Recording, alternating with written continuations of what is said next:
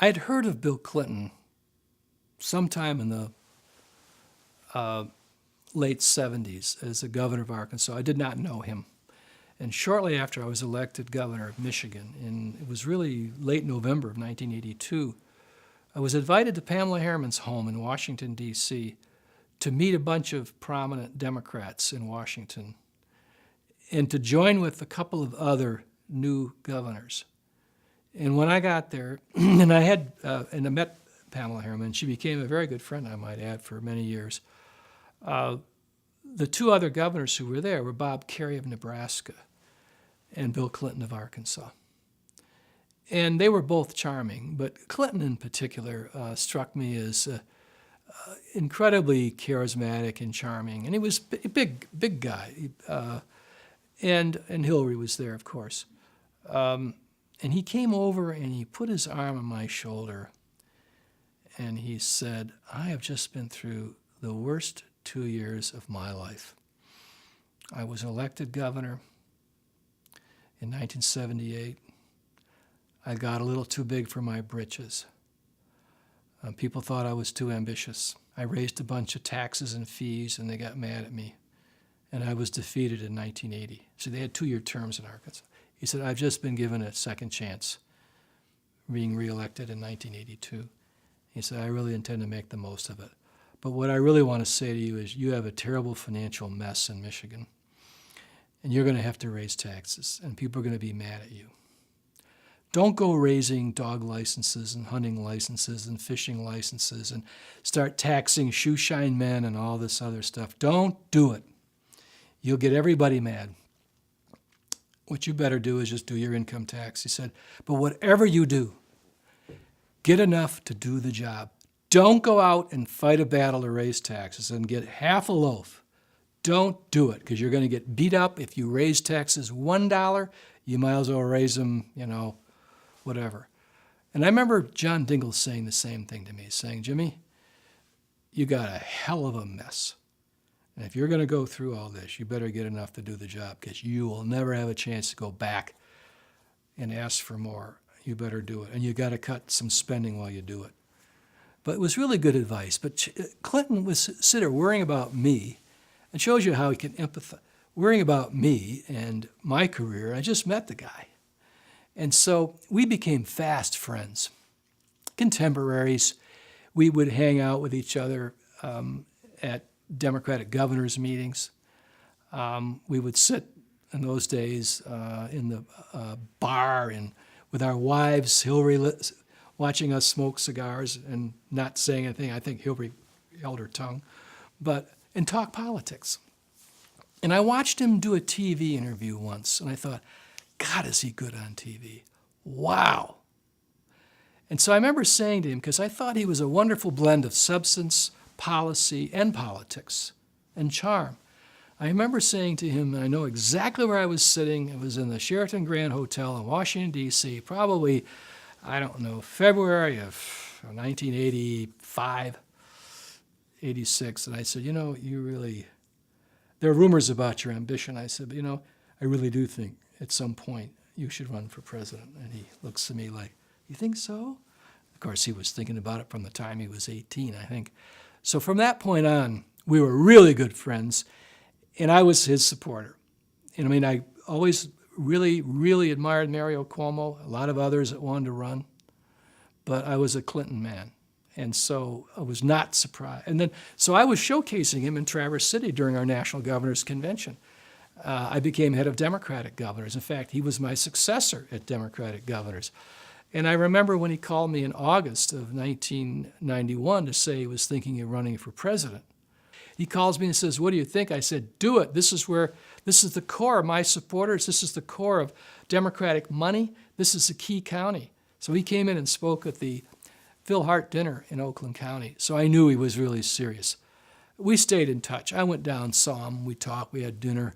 In August of 1991, Bill Clinton called me on the phone and said, I'm really serious. I'm really down to being really serious about running for president. And I said, well, no one ever got talked into running for president. No one ever got talked out of running for president. What's your gut? And he said, my gut is to go. I said, well, Rockefeller dropped out, Gephardt dropped out, Bill Bradley dropped out, Gore dropped out. They all are afraid of Bush. He's riding high with the Persian Gulf War. I think if you run, even if you lose, you will do so well. You will be so popular with Democrats. They're going to want to nominate you again. He said, no, I'm not planning on losing. I'm planning on winning. I said, Bill, I know that. But unlike Dukakis and McGovern, they're not going to cast you aside if you lose, because you are going to do really well. I've watched you on TV. I've watched you debate. I mean, I know you. You're going to do really well. He said, Jim, if I run, I'm planning on winning. Will you support me? I said, yes, done.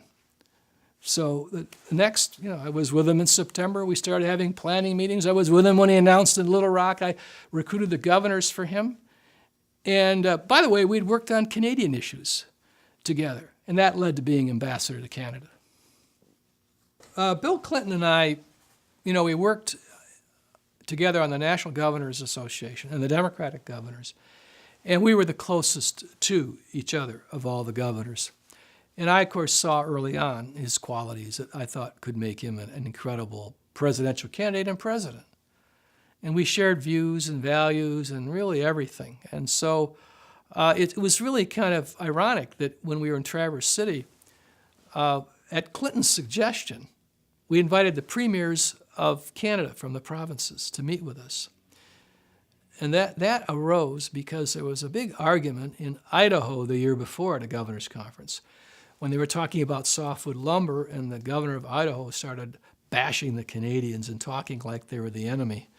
And I remember Clinton saying, wait a minute, these are our friends. What are you talking about?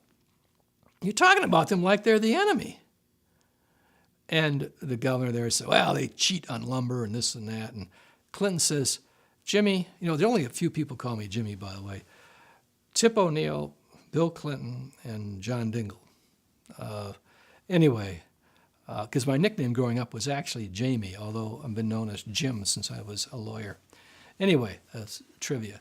So Clinton says, Jimmy, you're hosting the conference next year.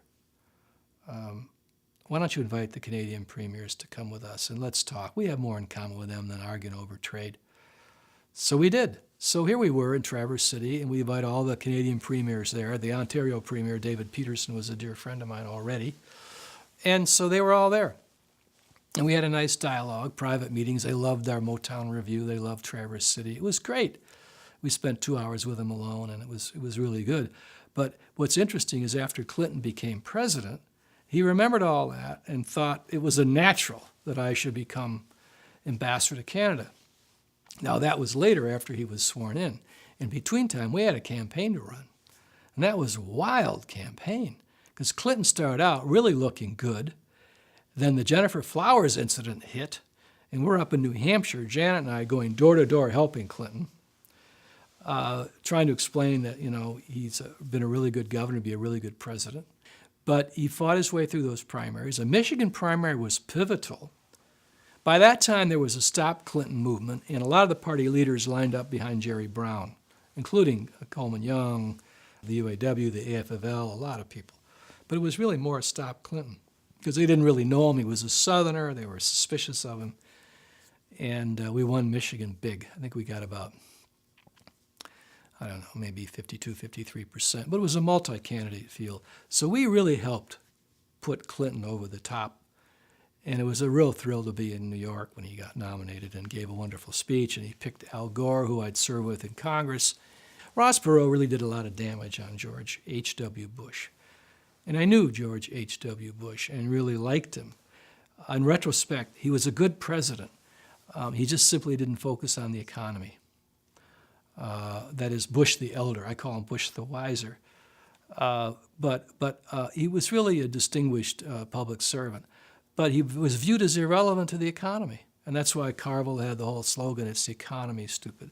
Clinton focused on that. Perot focused on the deficit. He drew a lot of votes from Bush. Pat Buchanan hurt Bush badly in New Hampshire. The convention, the Republican convention, was a disaster. And Clinton won, and Clinton carried Michigan. And I think he did a great job. And a lot of people would give their eye teeth to see Bill Clinton back in the White House. In fact, since he left office, a lot of people have felt that way. But the Clinton years were fascinating years, and it was a real honor to be his ambassador and America's ambassador, because you're representing both the president and the country in Canada. They loved Clinton in Canada, and when he went up there, they just loved it.